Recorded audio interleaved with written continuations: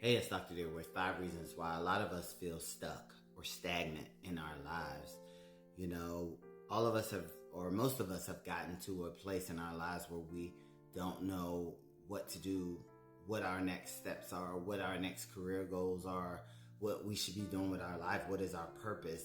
And sometimes when we get to that situation, we just sit there and we don't do anything. A lot of people feel like they have to do things perfect or they don't do them at all. I always use the example when I listen to like singers, celebrities, when they first start singing, they sound okay, but then you listen to them years down the road and you're like, oh, they're amazing. But if you compare the two,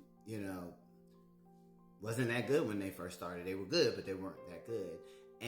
But if they would have just not did anything, then they wouldn't be where they were today. And that's a lot of us. We stay stagnant in our lives because it's us, and we sometimes blame the people around us, but a lot of times it's us. And that leads me to number one.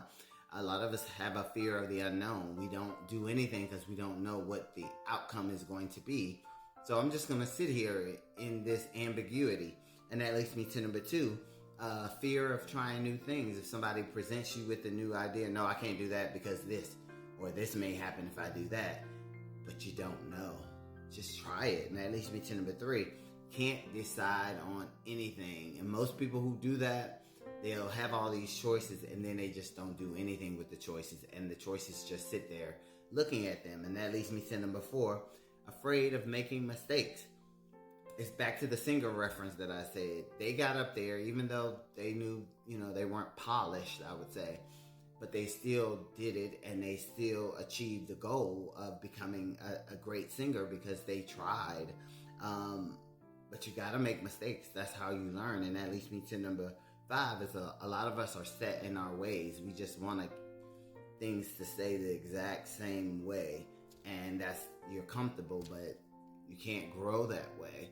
So if this is you and this resonates with you, get up and try something new, challenge yourself.